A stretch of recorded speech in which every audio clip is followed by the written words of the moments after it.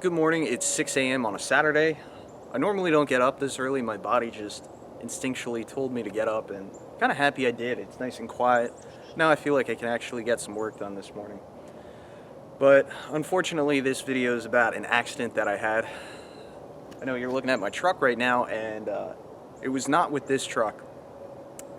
So I have not really told you guys, but I've been actually cutting back on my clients. I'm only down to about 6 clients this year.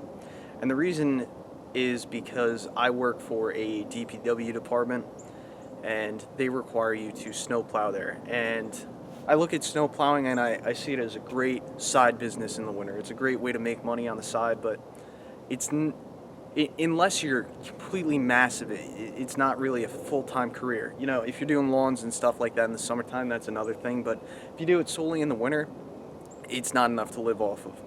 So I've chosen my DPW job as a priority, and like I was saying, that requires you to snow plow in the winter. Now, I'm sure you've all seen those massive plow trucks that plow the highway. Well, that's pretty much the type of trucks we use. We use like a massive, I think it's like a 12-foot front plow. Don't quote me on that. It's like 12 or 14-foot front plow. And then we also have a wing plow.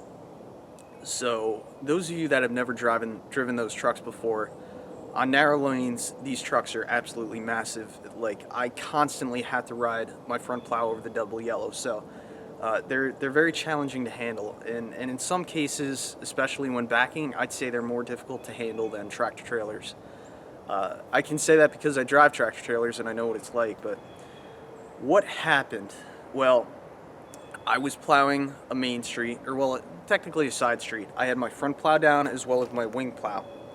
And I was coming to a cul-de-sac. Now, with these massive plow trucks, the way you plow cul-de-sacs is you start coming down on the right, and then before you hit the cul-de-sac, you go around to the left. And the reason you do that is because you want the front leading edge of the plow to hug the corner of the cul-de-sac, and that'll actually push a pile in the center of the cul-de-sac. That's just how my town does it. I know other towns rather push the snow up on people's lawns, but in my town, people don't like that, so we don't do it that way. So all the snow goes in the middle, and then you loop around the cul-de-sac like this, and then you come back out on the right side of the road. Now what happens is you actually leave a line of snow crossing where you initially cut into the cul-de-sac on the left. So the way you get that, you back up into the cul-de-sac where you just left that line of snow, and then you hug it and continue to pull it out and keep it to the right. So that way you have a continuous clear loop in there for people to turn around in. So on that cul-de-sac, you'll see from this picture, there was a wooden street post, maybe like a 4x4, and those posts are very fragile.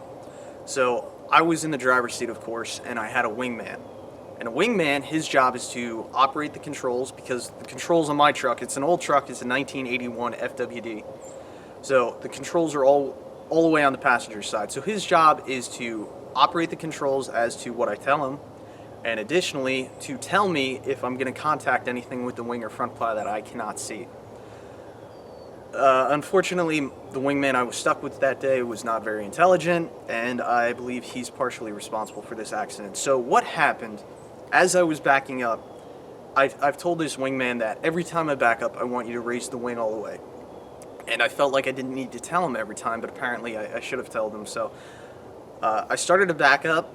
He rose the wing. I saw him operate the controls, and I figured that the wing was up. But unfortunately, it was not. So as I was backing, the wing was down further than I thought, and I ended up clipping this light post, which ended up falling on a minivan, which just so happened to be parked behind it, and I damaged the minivan. I definitely cracked the windshield. There's probably some damage to the hood, so it's probably going to need a hood and a new windshield, which it really stinks. It's not the end of the world, but I've had a perfect driving record up until this point, and that's what ended up putting a black mark on my record.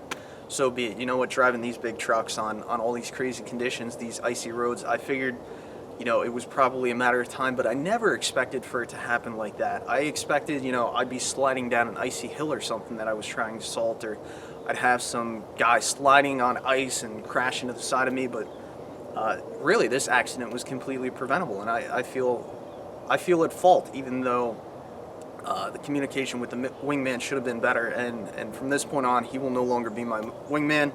Made that very clear with my bosses, but where driving these massive plow trucks with the wings is more difficult than driving in tractor trailers is when that wing's down, that's completely in your blind spot. You cannot see that in the truck I drive. With driving a tractor trailer, the visibility is not great, but you can see everything that's going on. You have front spot mirrors, wide angle mirrors on the front of your hood, so you can see where everything is. You can see cars coming off to the side. You have your main mirrors, which you can see backwards, and then you also have your other wide vision mirrors, which are right below there, and those are good for your blind spot. On this truck, I just have regular mirrors. I don't have any blind spot mirrors. I don't have any wide angle view mirrors because there's no place to really mount them and no place to get a really good field of vision. When this wing plow's down, it sticks out maybe 8 to 10 feet possibly off the side of the truck. And every time you back up, if that wing's down, you got to account for that. So that's why I was telling this guy, hey, I want you to have the wing up. But it's very intense. It's very challenging, and it's unfortunate that it happened.